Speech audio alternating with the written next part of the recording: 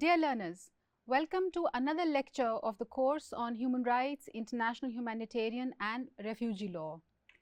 In this lecture, we are going to discuss the efforts of the United Nations, that is the UN, and its predecessor bodies towards human rights. So, let us begin without delay. Humanity was subjected to tough challenges during the world wars. The damage done during the First World War was tried to be compensated by the Treaty of Versailles in 1919. One of the efforts made by this treaty was the establishment of the League of Nations. The League, in its covenant, created the International Labour Organization, or ILO. This organization is understood to have made initial efforts to institutionalize human rights, more particularly the economic social rights of the labour class. I begin by discussing the role of the League of Nations, the predecessor of the UN, in the promotion of human rights. At international level, the first step to institutionalize human rights were taken by the League of Nations, as I just said. The League of Nations was established through the Treaty of Versailles in 1919 in response to the horrors of the First World War. Article 13 of the Treaty of Versailles provided for the establishment of the ILO, which was adopted as an independent treaty and set the agenda regarding humane conditions of labour for the organization. The ILO was finally established by the Treaty of Versailles on 14th December 1919 as an autonomous body of the League. The ILO was then kept as a special wing of the League of Nations. The League of Nations was founded immediately after the First World War, as I just said. The covenant of the League provided for three main constitutional organs: the General Assembly, representing all the member states, an executive council with membership limited to major powers, and a permanent secretariat. Out of all the organs of the League of Nations, it was mainly the ILO which carried out the activities relating to human rights. The ILO adopted a range of conventions and recommendations aimed at a standard-setting international labour law and policy. It also was the first international body to launch a complaint mechanism under Article 26 of the Constitution of the ILO. It is beyond doubt that the motivation and inspiration behind the establishment of the ILO came from the human rights approach. The preamble to the ILO Constitution begins with the intriguing words which say, "Whereas universal and lasting peace can be established only if it is based upon social justice." These words suggest that the prime focus of the ILO was on the protection of the economic and social rights, which later on got categorized as the second generation of human rights. The ILO survived the League and became a member of the United Nations, or the UN system, after the discontinuation of the League in 1946. Another reason to discuss the ILO in this study is that ILO has been quite helpful in regional developments also. However, the most important works for the promotion of human rights were done by the successor of the League, that is, by the United Nations, or UN. Let us have a look at the role of the UN. After the Second World War, the need for an international argumentation to avert similar tension was felt even stronger. It was only after the birth of the UN in 1945 that the nations started thinking in terms of human rights, and the UN was successful in launching a human rights movement. The gestation period of the UN began in 1941 with the declaration of St. James Palace, and the final shape to it was given in the San Francisco Conference in 1945. The Charter laid down a full-fledged system of human rights monitoring with the help of the various provisions in the Charter itself. The United Nations' first document on human rights was the Universal Declaration on Human Rights, which came on 10th December 1948. It is till date considered the ideal document of human rights, and it includes a spectrum of human rights within itself. The UDHR is greatly followed and acknowledged by the other human rights related documents and has been the inspiration behind all regional conventions on human rights. The UDHR was adopted unanimously by the United Nations 51 members on 10th December 1948. The date is known as the Human Rights Day all over the world. The UDHR was unanimously adopted by all the member countries of the United Nations, and it is non-binding in nature. The UN has a parallel system of human rights monitoring. One is charter-based and another is treaty-based. We will have a look at both. But first, we will discuss the charter-based human rights monitoring under the United Nations. The UN Charter gives reference to human rights in many ways. It also assigns various organs of the UN to perform a role for the human rights in some unique way. The major organs of the UN include the General Assembly, the Security Council, the Secretariat, and some significant subsidiary bodies like the Economic and Social Council and the youngest of all, the Human Rights Council. The General Assembly of the UN is the most important and most democratic organ of the organization. It comprises of all the members of the UN as mentioned in Article 9 of the Charter. All UN General Assembly's members have one vote of equal importance according to Article 18 of the Charter. The UN General Assembly derives most of its powers from Article 10 to 14 of Chapter 4 of the Charter. Article 10 of the Charter empowers the UN General Assembly to discuss any question or any matter within the scope of the present Charter that makes recommendations to the members of the UN. Article 13 particularly gives the mandate to the UN General Assembly to make recommendations for the purpose of assisting in realization of human rights. The UN General Assembly has contributed to the growth of human rights movement by way of its committees as well. The UN General Assembly is not only the apex body of the charter-based organs of the human rights monitoring system, but also for the treaty-based bodies like the Economic and Social Council.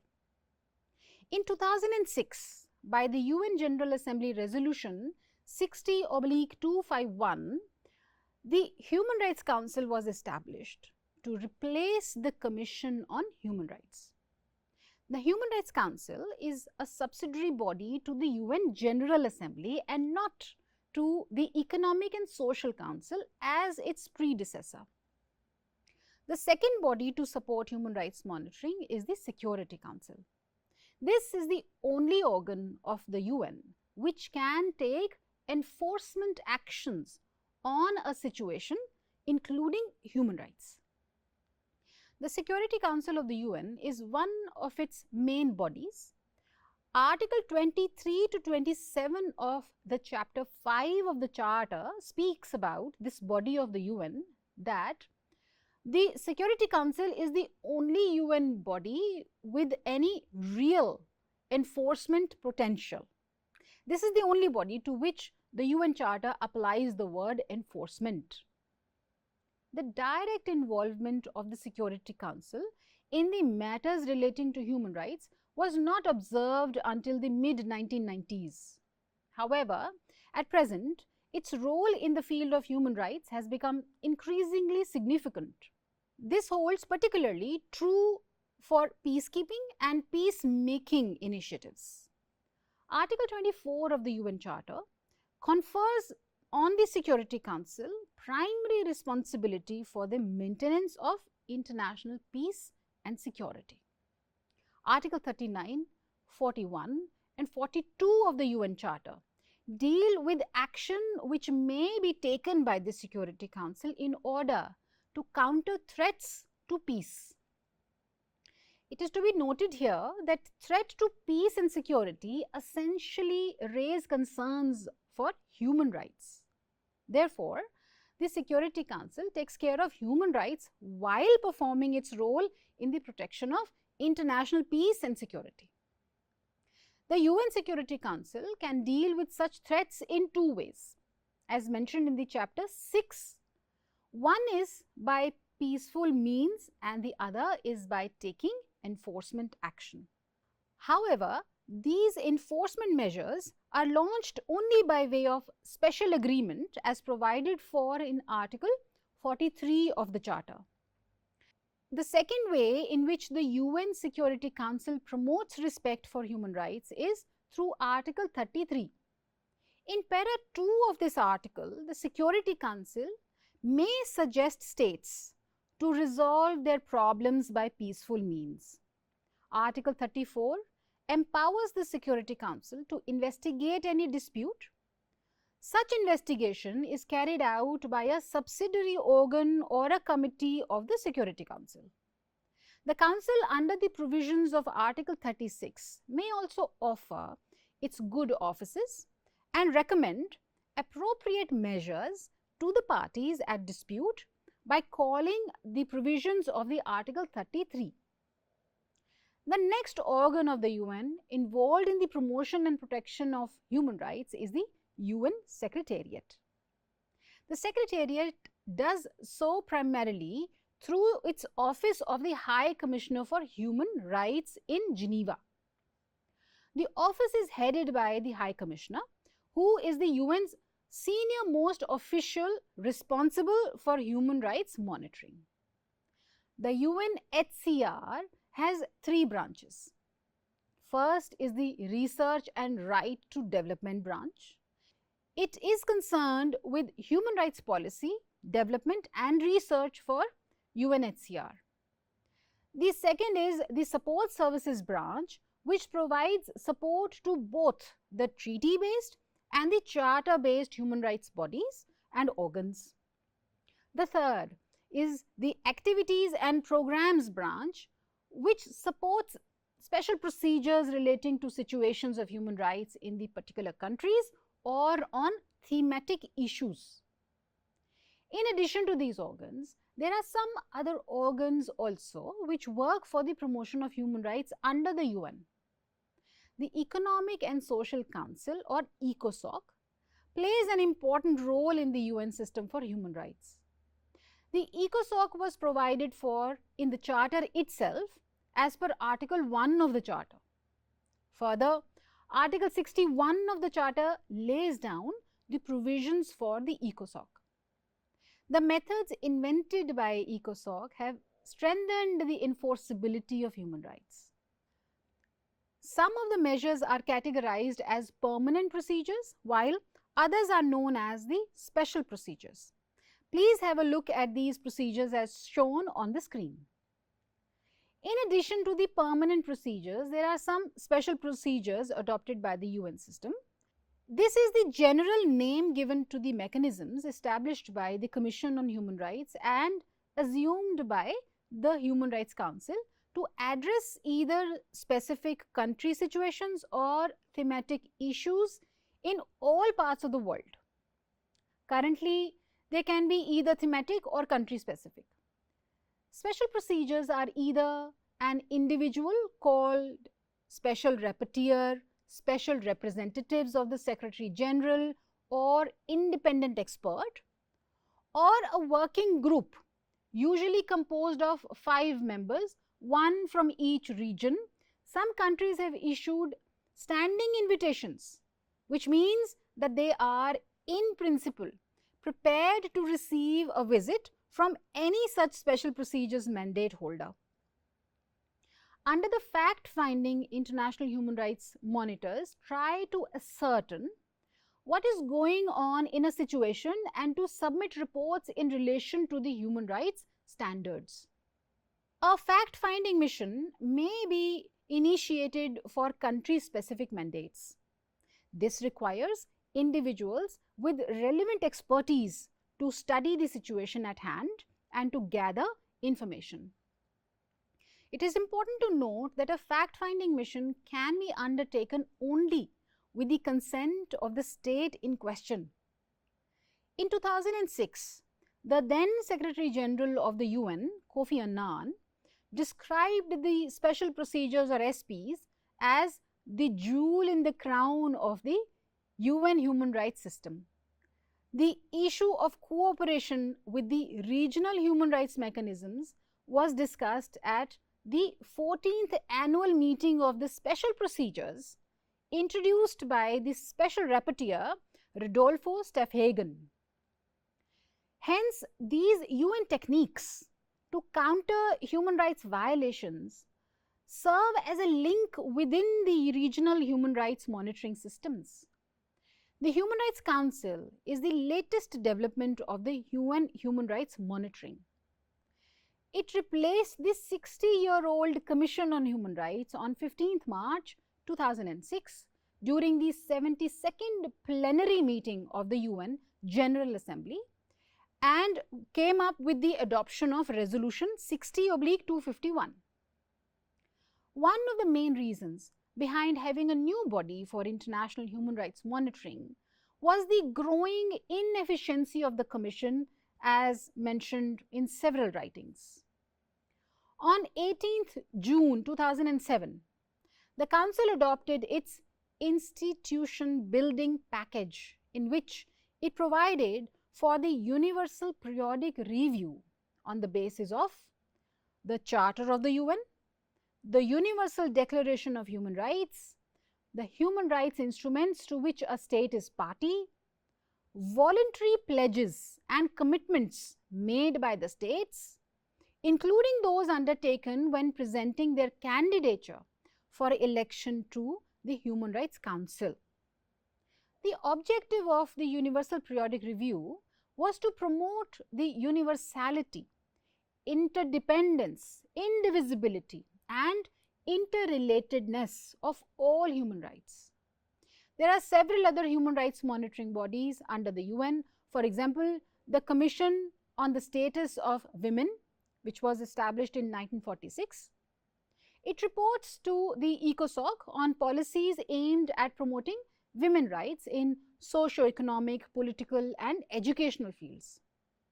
It plays a significant role both in standard setting as well as in the development of further relevant instruments. The Permanent Forum on Indigenous Issues was established in July 2000 by ECOSOC. It is composed of 16 members.